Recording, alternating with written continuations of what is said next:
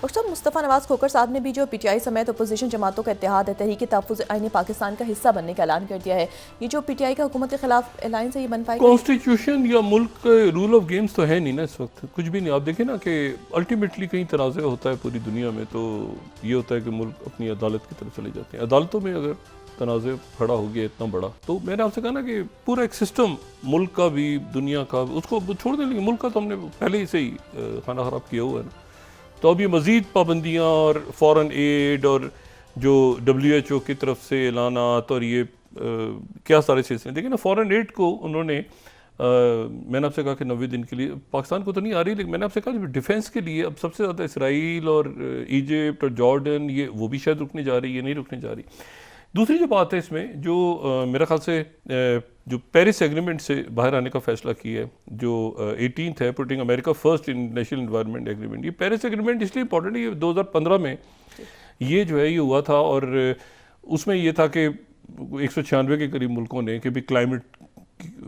जो, क्योंकि वो ड्रिल भी तो आया है ना, वो भी तो आ गया है कि ड्रिल ज़्यादा करो, जो कल हम बात कर चुके हैं पहले ही, कि वहाँ पे ड्रिल ज़्यादा करो और वो जो ऑयल है वो पूरी दुनिया में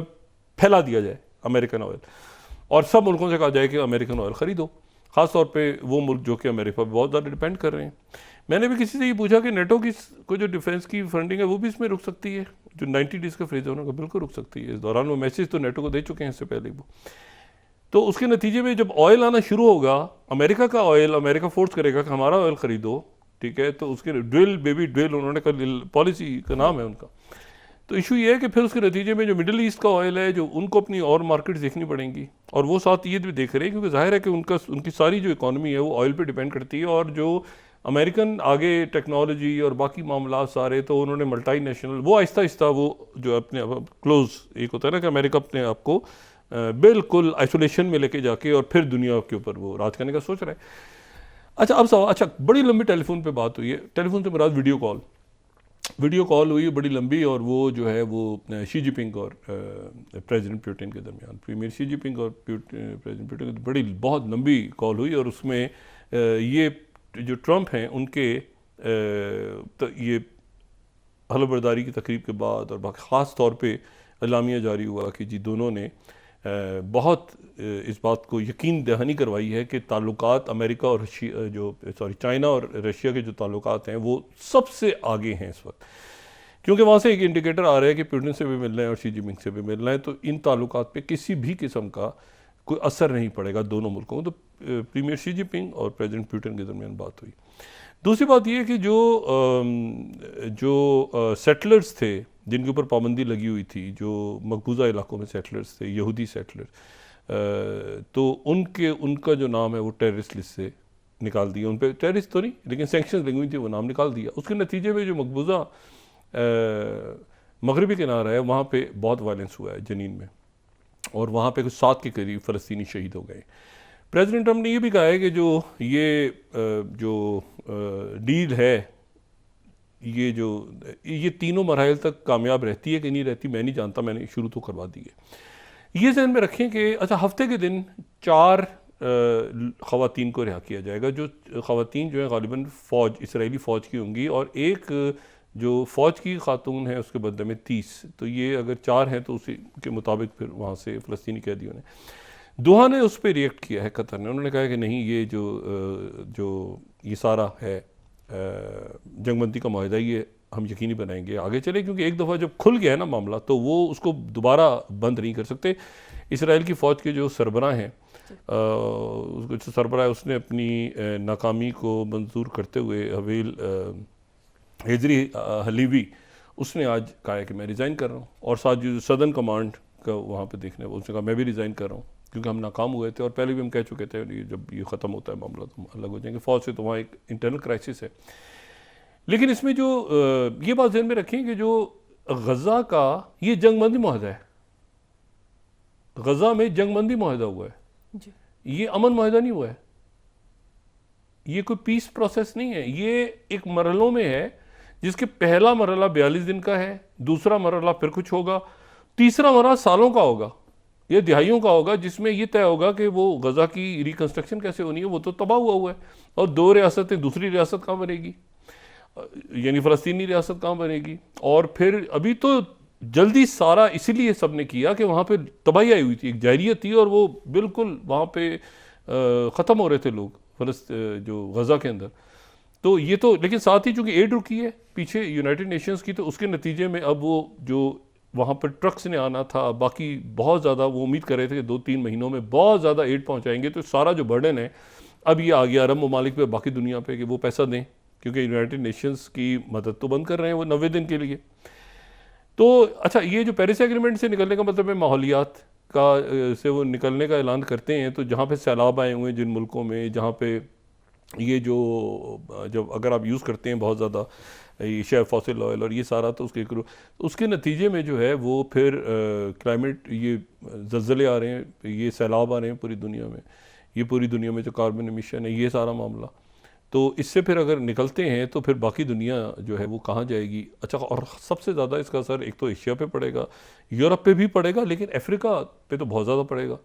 क्योंकि वहाँ तो बहुत ज़्यादा लोग डिपेंड करते हैं एड के ऊपर। अच्छा, एक और बड़ी खौफनाक बात जो मैंने अभी पूछी और मुझे बताई गई, मैंने कहा जी यूनाइटेड नेशंस के अगर एड बंद कर रहे हैं ये और तो मुझे ये बताएं कि ये इसका जो असर है ये कितना पड़ेगा पीस कीपिंग मिशंस पे। उन्होंने कहा बहुत ज़्यादा पड़ेगा, और ये प्रोलॉन्ग हो गया तो हो सकता है पीस कीपर्स जो हैं, जिसमें आपको पता है दुनिया में जो सबसे ज़्यादा पीस कीपर्स जिन मुल्कों से जाते हैं उनमें पाकिस्तान भी है। तो पीस कीपर्स को आप अगर नहीं पे करेंगे तो वो फिर आगे लेबनान के अंदर मौजूद हैं, वो कहीं ये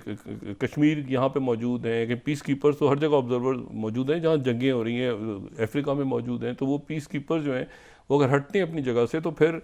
यूनाइटेड नेशंस तो एक ऐसा अदारा है ना जो दूसरी, इसलिए मैं कह रहा हूँ ये सेकेंड वर्ल्ड वॉर। अच्छा, फिर उसके बाद ये जो पॉलिसी है ना 17th policy, America first trade policy, इसमें वो है कि जी यहाँ पर बाहर के मुल्कों से, जो मैंने कल भी बात की थी, अभी उन्होंने कनाडा और मैक्सिको में नहीं लगाए। उन्होंने कहा मैं 1 फरवरी तक इंतजार करूँगा। 17वीं स्लाइड अगर हम देखें ना, उन्होंने नहीं लगाए अभी टैरिफ्स। उन्होंने कहा 1 तारीख तक मैं इंतजार करूँगा, उसके बाद अमेरिका फर्स्ट बाहर की दुनिया पर टैरिफ लगेंगे बाहर की दुनिया पे। सवाल ये है सारा कि बाहर की दुनिया जो है फिर वो कहाँ जाएगी। और साथ ही उसके बाद ये भी उन्होंने कह दिया, ये बड़ा डिटेल में इसको मैंने पढ़ा, प्रोटेक्टिंग द 11वीं जो है the meaning and value of American citizenship. इसमें तो बहुत बड़ी तादाद में दुनिया आ रही है, यानी वो लोग जिनको अगर किसी के पास मुकम्मल वहाँ की नेशनैलिटी नहीं थी और उनके वहाँ बच्चे पैदा हुए तो वो अमेरिकन आगे वो उनको नहीं मिलेगी नेशनैलिटी और वो खुद ब खुद नहीं होंगे। अच्छा, फिर उसके बाद जो है वो guarantee the states protection against invasion. अच्छा, ये 13वां, इसमें उन्होंने जो है वो जाहिर है कि बाकी मुल्कों की तरफ बात की है, लेकिन एक ज़ाती जो है वो भी इन्होंने बड़ा इंटरेस्टिंग ऑर्डर इशू किया है कि मेरे दोस्त वो जो आए मिलने के लिए 12वीं White House memorandum to resolve the backlog of security clearance. जो प्रेसिडेंट से लोग मिलने आए उनका कोई रिकॉर्ड रखने की ज़रूरत नहीं, ज़्यादा सिक्योरिटी चेक और ये वो सारा कि कौन आ रहा है मिलने और क्या है डिटेल और ये सारा। और ये सारे मुझे, क्योंकि सारे अब प्रेसिडेंट को ही रिपोर्ट करेंगे, सारे के सारे जो पूरा जो उनका आ गया सारा मामला वो आ गया है उनकी अपनी तरफ। तो अपनी तरफ चूँकि उनका आ गया है कि मुझे ही सब रिपोर्ट करेंगे, तो इसलिए जो है। अच्छा, फिर रेफ्यूजी एडमिशन प्रोग्राम 14th वहाँ पर जो है वो और जो कई मुल्क ऐसे जो ये भी उन्होंने कहा है कि कई मुल्क ऐसे हैं जो कि उनका सिक्योरिटी प्रोग्राम अच्छा नहीं है कि वहाँ से लोग जो है वो अमेरिका आएँ, तो फर्दर सिक्योरिटी इन्हांस की जाएगी। रेफ्यूजी स्टेटस भी ख़त्म हो रहा है, उसके नतीजे में कोई 1200-1300 लोग या 2000 के करीब लोग थे, 1600 शायद थे, वो यहाँ से अफ़गान जो थे वो उन्होंने अमेरिका जाना था, वो उन्होंने फ़्लाइट कैंसिल हो गई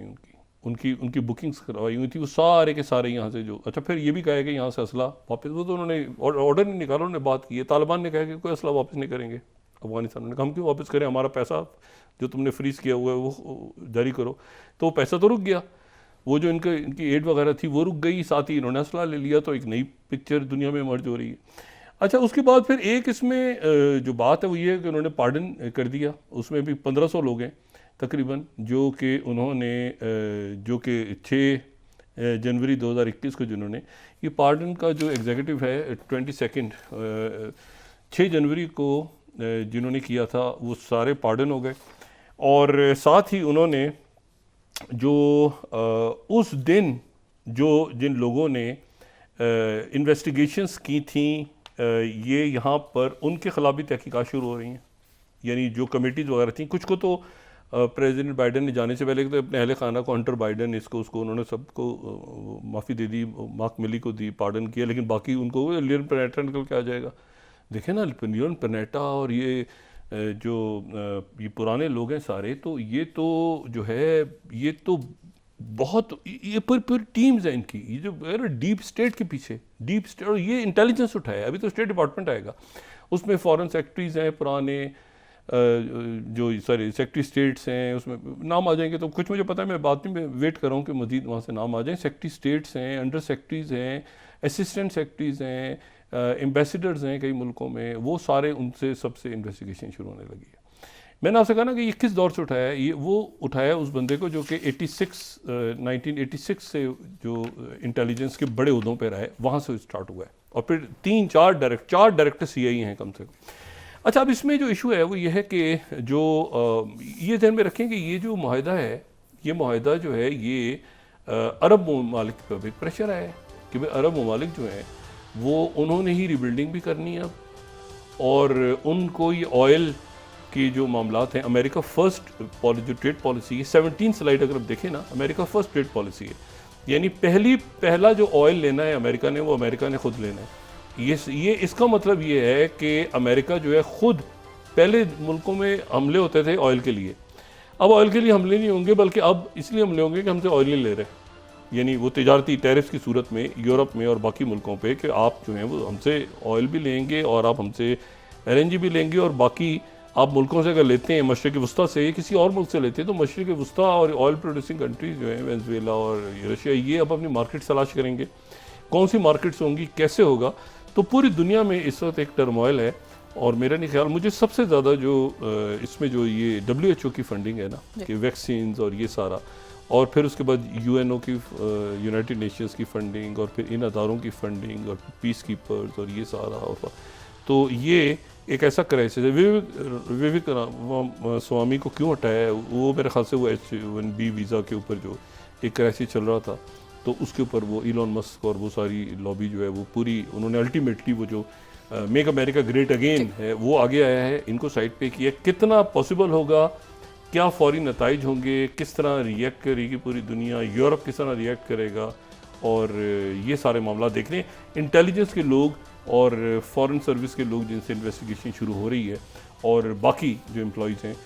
अब देखें ना, कोई टीम्स हैं WHO की, जब उनकी तनख्वाहें नहीं मिलेंगी तो वो टीम्स कैसे मुल्कों में काम करेंगी, ऑपरेशंस बंद करेंगे कैसे? वो पैरेलल तो कोई है नहीं जो अथॉरिटी है कि वो जी अप्रूव कर दे कि इस वैक्सीन को लगाओ।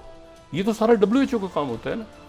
तो कोविड के दिनों में वही वैक्सीन को अप्रूव कर रहे थे ना, तो वही वैक्सीन को अप्रूव करते हैं कि भाई इतने आपने पोलियो के कतरे पिलाएं, ये पिलाएं, वहीं से आता है सारा। तो अगर वो टीम्स बंद हो जाएंगी तो दुनिया में, चाइना ने आके इसीलिए कहा है कि हम फंडिंग ज़्यादा करेंगे, WHO को बंद नहीं होने देंगे। तो देखते हैं कि ये जो पूरा ऑर्डर है, मैं पहले कह रहा हूँ कि ये ट्रंप नहीं है, ये 45 का जो ऑर्डर था, जो पहले ही जिसको धक्का लग चुका था, ये वो तो गिरती हुई दीवार है उस ऑर्डर की। नया ऑर्डर कैसे जन्म लेगा केओस में, वो आने वाले दिनों में देखना है। ख़ास तौर पे ये कि अमेरिका ने अपनी मल्टीनेशनल पे अगर टैरिफ्स बढ़ा दिए हैं, तो उनकी ब्रांड्स, उनकी प्रोडक्ट्स, उनकी फ्रेंचाइज पूरी दुनिया में, तो इसका क्या चाइना फ़ायदा उठाएगा या कोई दूसरा मुल्क फ़ायदा उठाएगा? ये देखना है अभी आने वाले दिनों में कि ये किस तरह से मामला आगे। जी।